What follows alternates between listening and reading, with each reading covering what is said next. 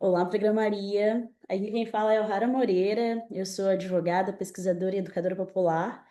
E a convite para o PrograMaria Summit, eu vim entrevistar hoje a Meredith Whittaker, que é a nossa CEO do Signal. Para quem não conhece o Signal ainda, é um aplicativo que permite comunicações entre as pessoas, né? Vai desde o texto, a possibilidade de grupos, chamada de vídeo. Só que existe um grande diferencial. O Signal, ele não é baseado na economia de exploração dos dados e da privacidade dos usuários. É uma solução sem fins lucrativos criada pela Signal Foundation. Eu estou muito feliz de estar aqui nesse momento. Não vou fingir costume, estou super nervosa. A entrevista vai ser conduzida em inglês e legendada para que todo mundo consiga acompanhar da melhor forma possível. Desde já eu peço desculpas se eventualmente eu der aquela escorregada no outro idioma que não é o meu nativo. Eu vou começar então fazendo a minha autodescrição para quem vai acompanhar, né, essa gravação. Eu sou uma mulher negra, de pele clara. Uso óculos de grau, tranças e também tenho piercings no meu rosto e uma tatuagem no meu pescoço. Estou vestindo um colete de estampa étnica e atrás de mim tem uma prateleira com livros e alguns objetos de decoração. Eu vou, então, trazer aqui o currículo da Meredith em português e depois, então, a gente vai começar a nossa conversa. Ela tem mais de 15 anos de experiência no ramo de tecnologias e combate ao spam. Também foi pesquisadora e trabalhou no governo. Antes de se juntar ao Signal como sua presidente, ela também foi professora da NIU e trabalhou também no AI Now Institute, onde ela é a cofundadora.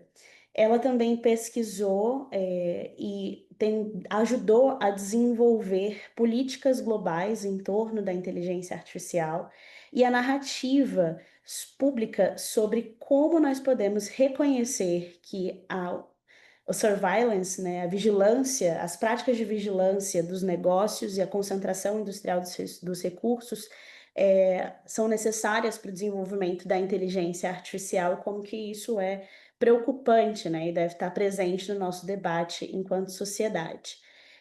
So I would like to ask for Meredith to join us. Please, Meredith, welcome.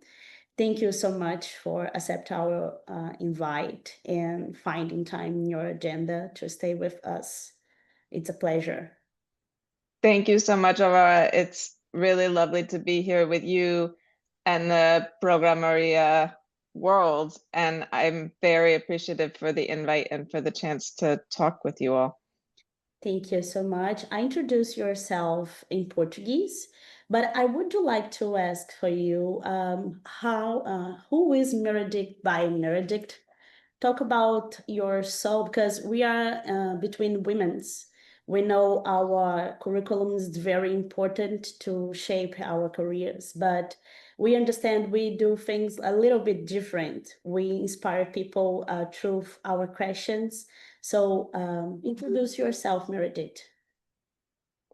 Yeah, well, I'm the president of Signal. That's how I make my living as one of the majority of human beings on the planet who has to work in exchange for access to the resources that I need to survive. But I'm really lucky because I actually have found deep meaning in the intellectual project that is overlapping with my work. And so my vocation and the thing that drives me as a person is also overlapping with what I'm able to make my living doing, which is fairly rare in this world. And I think of it as a great privilege and a very happy accident. I love arts, I love reading, I love dancing. I come out of the humanities and I landed in tech because I needed a job and had to make money out of college. And Google was the first company that made me a job offer. And that's about 20 years ago, how I got into this industry and then became fascinated and skeptical and curious and competitive and a little bit suspicious and then alarmed as I dug deeper into what we were doing and what the material basis for a lot of the claims that I was instructed to take as a given actually was.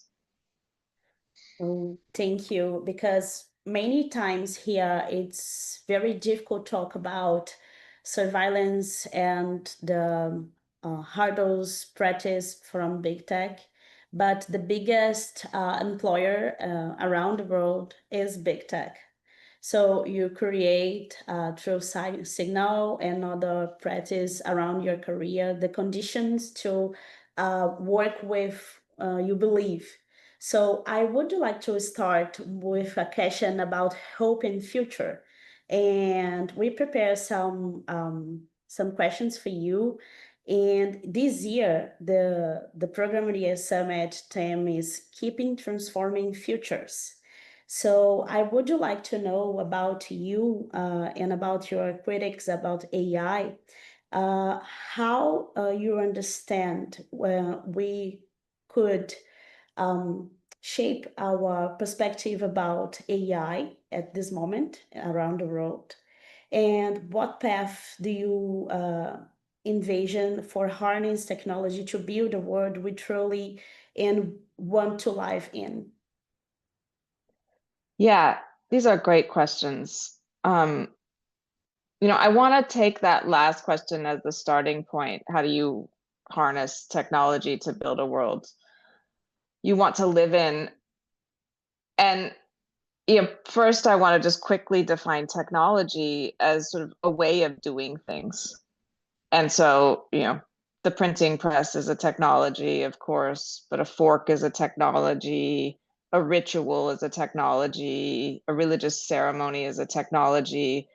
And of course, there's computational technology that relies on circuits and transistors and networks of computers linked together. And right now, when we say technology, generally we mean something that is either directly or indirectly related to computers and the broader industry behind computational tech, networked computation.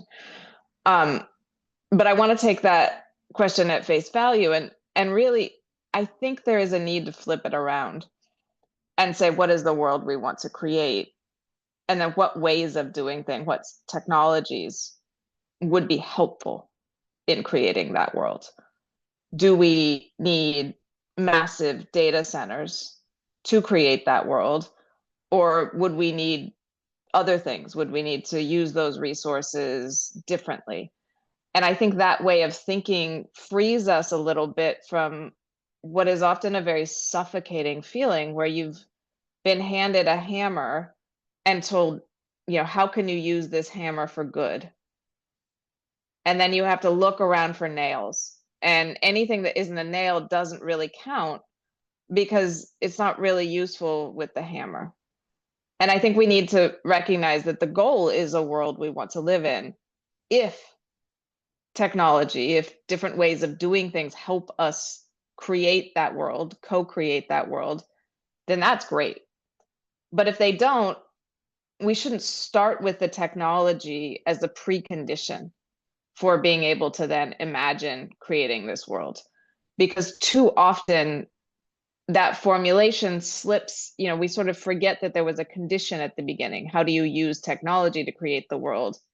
And we simply assume that, a way of using technology is the only way to create a better world. And I think in a lot of cases, well, if we look at the shape of the industry we have now, it was created to serve the imperatives of shareholders, of a handful of companies, of a very historically contingent, not inevitable business model that relies on the creation and collection of mass amounts of data, of network effects and economies of scale, things that arguably are not very beneficial for the world we want to create. And we shouldn't naturalize those as inevitable resources that must be used in shaping our shared future. So thank you for sharing your perspective. So I'm a little bit nervous but I would like to make this moment for a conversation between us. As Iana said, I am a community lawyer, so I have been together with traditional struggles in Brazil, with indigenous people, with Quilombola and other groups who understand the world in a different perspective. We are part of nature. We create together our perspective about technology to understand our connection with this resource, not about outside resource, but we are the land, the wind, the water, and everything. So I'm very curious to understand how you bring your perspective about the world for other people into your team, and how nonprofit tech companies like Signal challenge the hegemonic logic of big tech and create a different narrative about how we can use technology to solve problems around the world. It's not just accumulate capital. And what is like for you create these, participate and create this perspective into a team, into a field, because inside technology discussions, even a critical perspective, it's not many common understand us connected and being part this world and these resources. Wonderful. Thank you for that. I think I want to pick up on the, how do nonprofit organizations like Signal challenge the tech status quo, the idea that the current tech industry and the way it's structured, the political, economic reality of the tech industry are the only way it could be done. And what I would say is, what is special about Signal is not that it's a nonprofit. A nonprofit is a very annoying form to have to run a large scale tech infrastructure within. It's not really set up for what we're doing. The way that we are challenging the hegemony of the current sort of tech mythos and tech industry is simply by working as hard as we can to create a communications platform available to everyone that collects as close to no data as possible. So we really are very serious about privacy. We end up rewriting core libraries. We end up needing, because of that mission, to innovate in ways that are far beyond what the large tech companies are doing in order to do normal things, but to do them privately, to do them in ways that do not collect data, that do not leak data to ad servers or third parties or cloud providers. Because the norm of the tech industry is to collect huge amounts of data and to make money on that data somehow, whether that is creating models for ad targeting and algorithmic engagement, or training an AI model, or providing infrastructure to companies that do. That's the center of economic gravity of the tech industry. So in order to challenge this hegemony, in order to provide a service that works as people assume it should work, that is usable by vast networks of people, hundreds and hundreds of millions of people download and use Signal, we cannot be a for-profit company. Because being a for-profit company would mean that we are obviously prioritizing profits, shareholders, investors, their returns, ultimately. And the way that you do that, the way that you make profit, the way that you make revenue in tech is structured around this economic engine of data collection, or the surveillance business model, as I've said. So we use the nonprofit structure as a kind of protective covering to allow us to do that without having our mission to collect as close to no data as possible undermined by the incentives of investors and shareholders and that profit motive, because the industry revolves around those.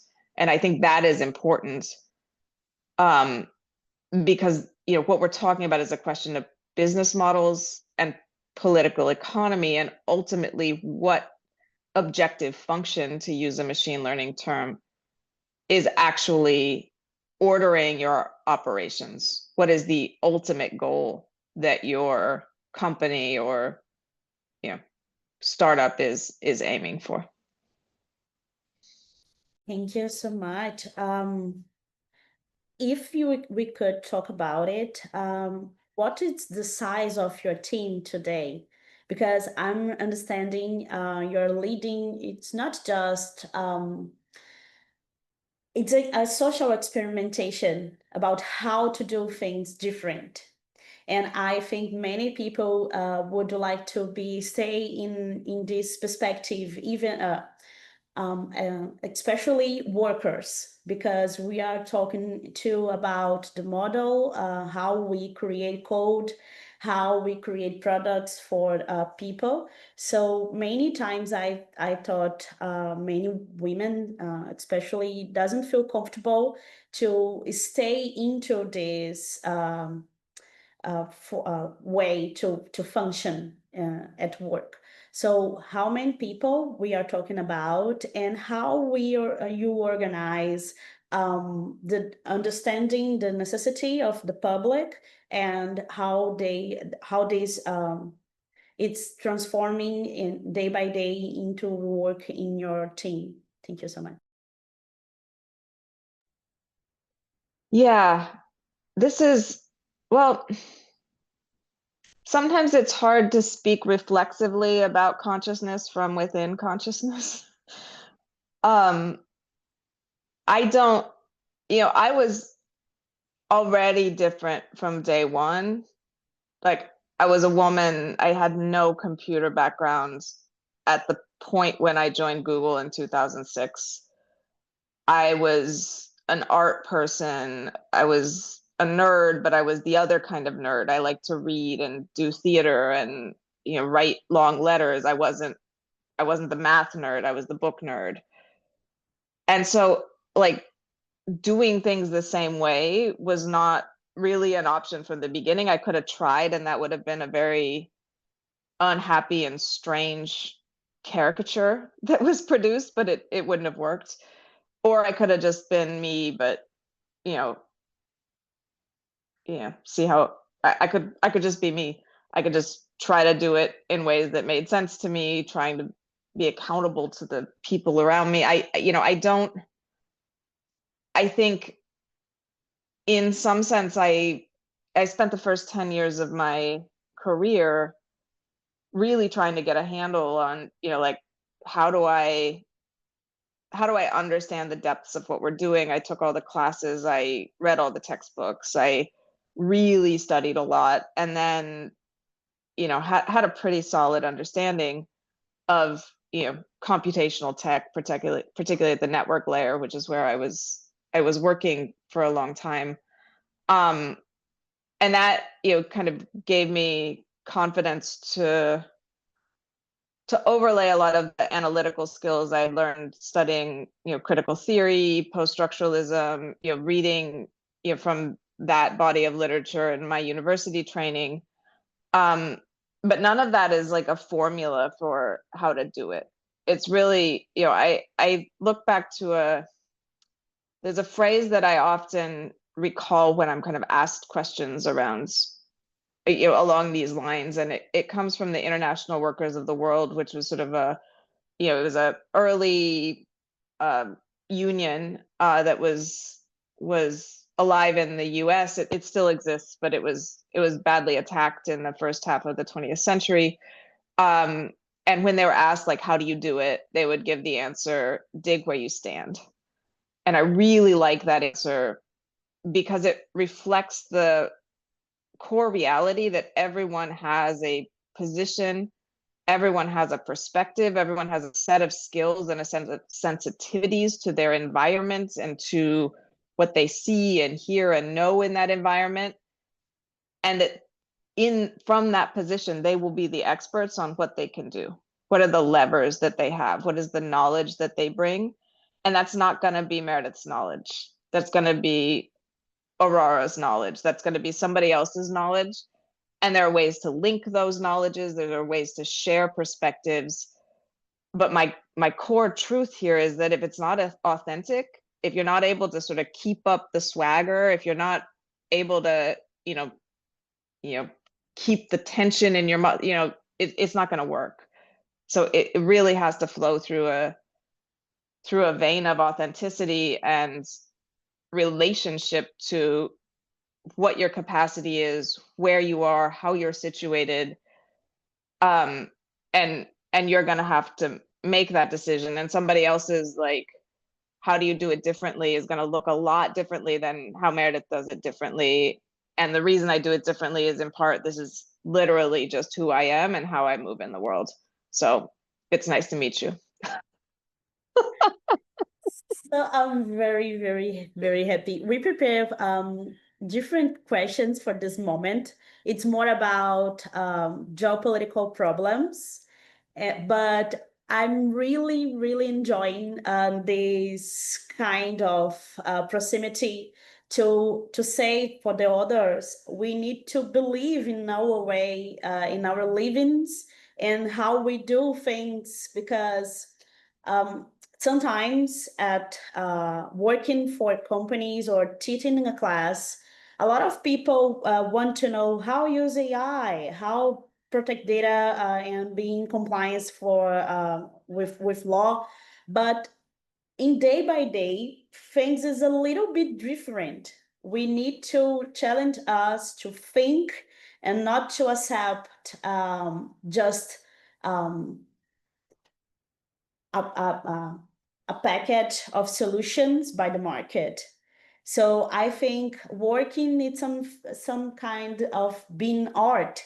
It's creating harmony into people and understanding how we keep going through our real interest. So I would like to understand with you about the decolonizing technology, and about this perspective, this hegemonic perspective about the future. It's apocalyptic future without water, without food. And in Brazil, we have few people talking about this, but most part of time talking about gender bias or about racial problems. It's things for women or for Black. And you're a white person, understanding all this perspective. And I would like to know about you, how we can create and contribute with this process in day by day, because many times we don't know when I'm a racist, or when I commit some kind of violence, or many times it's so natural. Many times we are just doing things. So how we saw these challenges and how we really understand these in a practical way. Yeah, this is a great question that has a lot of depth to it. And like, I want to be clear as I answer it that I'm not an expert here. Pardon my language, but I fuck up all the time. But I do have friends. And I do think part of, like, it sounds maybe overly simple, but I'll just say from my experience, like, you have to cultivate real friends and be in relationship with them, because those are the people who are going to care about you deeply enough to pull you aside and say, like, that was not cool. Or I know you might have meant that, but it landed this way, and some people are feeling very badly hurt. And you help you be accountable to that, because you're never going to be everything and you're never going to see everything. And if you aspire to be that, you're spiraling to a kind of solipsistic, isolated, liberal individualism that we know leads to all the problems. So that's not what we're going for. I don't think we're going for being kind of perfect either. I think there gets into sort of you get into very stultifying, almost like unnatural relationships when you're constantly trying to read from a script and make sure you say the right thing because that's the way it's said, even if your heart isn't in it, even if you're like, well, I hate saying, that everyone's been to a really bad organizing meeting, right?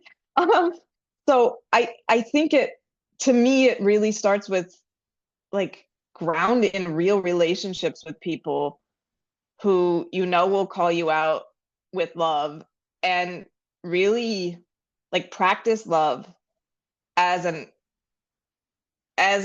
real practice that isn't fussy, that isn't romantic, that isn't sentimental, but it's like picking up the phone and being like, hey, do you need soup? I just made extra soup. And then being there for someone, checking in on them, and then doing the things that help be in community with the people around you, so you can add your perspective to help correct when they might not see something that you can see, and vice versa.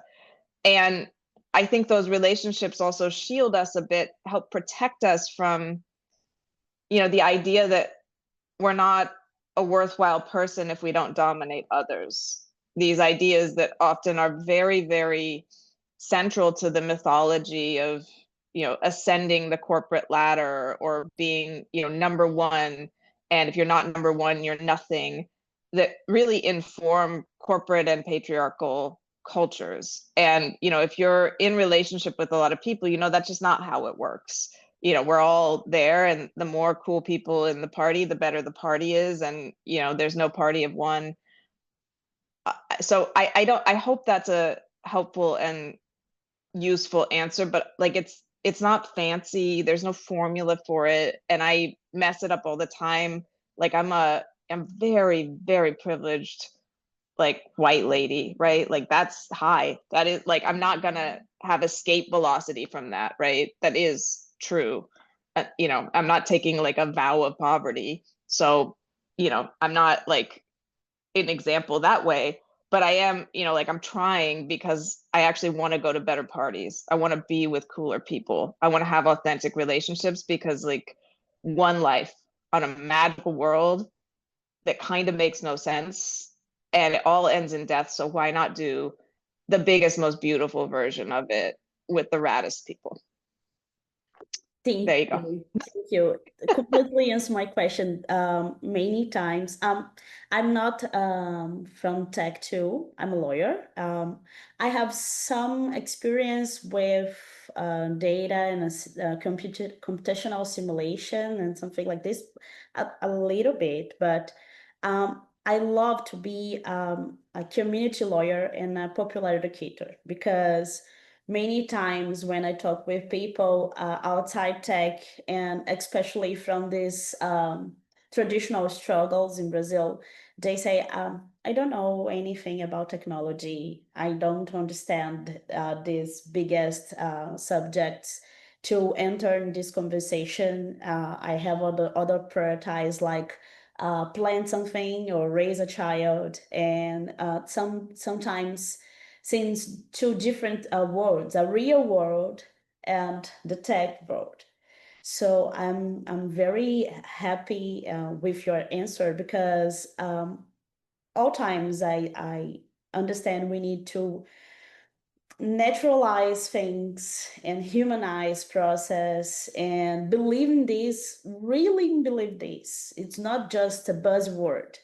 It's a way to face life and to produce value between us. It's not about just value like money. It's a value to keep us protect the lonely, keep us protect from the mis I don't know the word in English, but I want to be remembered for the other people, to be lovely with other people. So I would like to return for the theme of tech, but bring this perspective with us and understand and to explain for the other people what mean for democracy to depend on big tech to build and regulate technology and shape our lives in day by day. I understand it's something like you said before. We need to dominate other. This is the logic of the big tech. But how do you see we could create technology for public good? Yeah, that's another great question. I think the logic of big tech at this moment, I guess big tech is of this moment, is a logic of centralized control, and that's a technical and political economic description. That's not an epithet. I'm not making an argument that I think is very controversial. If you look at the way the infrastructure works, the way the scale at all costs logic works, the way the economies of scale and network effects and ability to determine standards for the ecosystem within which everyone else has to play act in the world. And so we are at a point in history where you have two tech hubs in the world. You have the US and you have China, and there's historical reasons why networked computation and the commercialization of network computation, and then it's threading through our core social and economic and governmental institutions and infrastructures. There are reasons why those sprang up in the US and then in China, and why when we're talking about tech, we're ultimately talking about dependency on large companies that are for profit, that are under the control of a very, very small number of people whose technologies and ultimate motives and incentives and the inner workings of their code bases and their strategies are shielded from democratic oversight by trade secrecy. Yet the entire world is dependent on their infrastructure, on their data, and increasingly, on their platforms to give us access to a shared information environment, and increasingly on AI systems, which are dependent on large infrastructure and large data, but are now being threaded through institutions and infrastructures to ultimately cede control over decision making at very high levels and very low levels. And so this is, I think it goes without saying, it's political science 101, very rudimentary stuff to say that type of centralized power being governed in that way is anti-democratic. So there is a big question as to whether technology, computational technology, and particularly technology in this form, can be governed democratically, and what that would look like. If you want innovation, there's an entire field of research questions that really need innovative answering around, if we are to depend to such an extent on technology like this, how could it be shaped in ways that enable collective determination and building and maintenance and scrutiny and accountability? And there's been very little effort, very little real effort put to those questions for historical reasons that are probably not, probably many here know. But that, again, when we think about innovation, we generally think about a faster chip or a new version of software. But there's a huge need for real innovation on questions like that. And it's there's also a need for funding, for places to do experiments, for all the other infrastructure that turns innovation into practice and ensures that practice keeps up with the heartbeat of the community, of the society, of the world we want to build. Thank you so much. We are almost in the finish, so I would like to do our list question about democratic governance of technology. In Brazil, we have one author and a great thinker called Milton Santos. He wrote about the globalization process, and he said it's possible make things different with the peripheral movement around the world. So how do you imagine this perspective, or how do you see that happening into technology and democratic governance through this process you told to us? Well,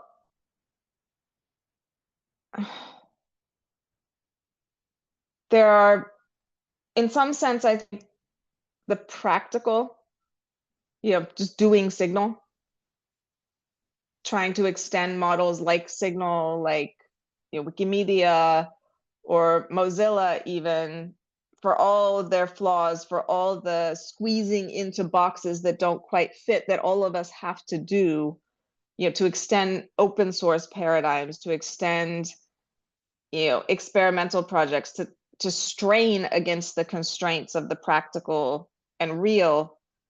Those efforts, which are really where a lot of my focus is. I do scholarship, I do theoretical work, but day to day I'm looking at bug reports. I'm meeting with our team about the new version of iOS and will that break something? I'm concerned about the rollout of AI agents at the level of infrastructure and what that could mean for privacy.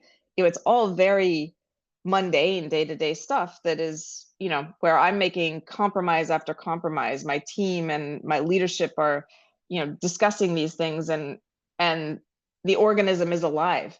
If it stops breathing, it's dead. So there's not really an option to wait for the perfect prefigurative context.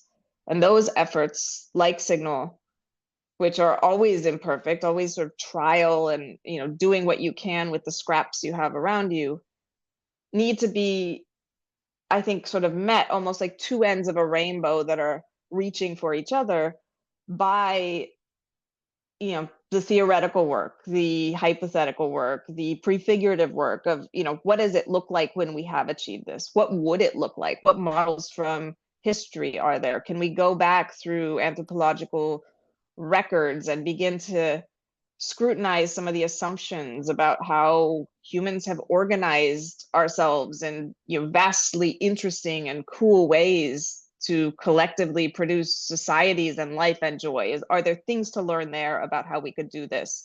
Are there paradigms to shed because they're old and they're rickety and they're imperialist? And in some sense that work needs to be in conversation with each other, but we need both, right? We need to be figuring out how to use the scraps around us to do it now, because we don't have the luxury of waiting generations like effective altruists to only care about the unborn people so we can sort of perfect that in the world of the abstract. It's like very selfish and academic. And at the same time, this practical day-to-day work is not going to be charted in the right direction if we don't keep honing our compass, so to speak, and honing our map, and figuring out where it is we actually want to go. So yeah, that would be my answer there. Thank you. I think one of the most incredible thing it's meeting women, incredible women. It's the thought, I'm not crazy. I'm doing my best, and we are creating amazing things into PrograMaria and other such amazing initiatives in Brazil and around the world with you and with our colleagues. So I would to ask for you one final message for the women watching you in Brazil, and have something you would like to recommend to us, a book, a film, poetry, anything you want. Oh, I love this question. And I'm just going to go back to an old favorite that was a dear friend to me when I was very lonely at Google in the beginning. And I didn't know anyone there who thought like me. And I didn't know if my questions made sense, but I kept answering them. And I was trying to figure out a world where I didn't know the language very well and where everything was very different from what I'd experienced before. And this is a book that I was lucky to just stumble upon by the great metallurgist, theoretical physicist, and theorist of tech, Ursula Franklin. And she gave a series of Massey lectures in 1989 called The Real World of Technology, in which she looked at the power structures and enabling conditions of a lot of the technology that was being prefigured then and rolled out in very early forms as databases got bigger, as computer networks got more capable, as the portable computer came online, all of this sort of changing the ecosystem and prefiguring the commercialization of the internet that happened throughout the 90s, with the epicenter in the United States. And I think that work of criticism and theory was kind of free from some of the hype that dominated the 1990s and the capture of a lot of the critical field. It was not narrating the internet or computation as a liberatory force. It was very material, very grounded in what are these and what is the history of similar technologies, what is the history of the separation of the separation of labor, and how does that relate to computation and worker surveillance, and a number of very fundamental questions that resonated with me so deeply because I felt, as you just put it, I felt like I wasn't alone, like I'd found a friend, and that what I was thinking was not off base or mistaken or stupid, but it had some resonance with questions that needed to be asked. And so I recommend, it's a short book. You can listen to the lectures online at Canadian Public Broadcasting, The Real World of Technology by Ursula M. Franklin. And I think it's a book that's kind of a friend. And I think folks here might enjoy it. She was also a feminist. She was also a Quaker peace activist, and her work, her work in physics actually helped stop nuclear testing above ground by finding strontium, which is I don't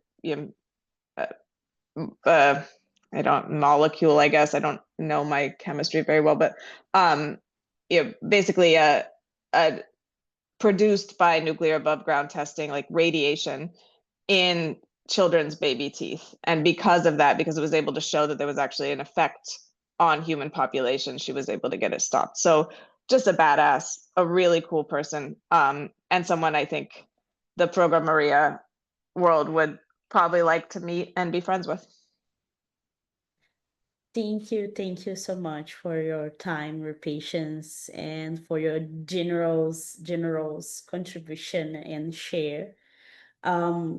Traditionally, I have a lot of difficult with the language, and because I have a trauma with colonizing process, but I understand in this moment I feel really connected with you, and I will really learn with you and with your experience. Thank you so much for inspiring us at PrograMaria Summit 2025. It's a pleasure. Thank you so much, Aurora. This has been a real delight. And thank you everyone for having me, for hosting me, and for doing this work. Onward.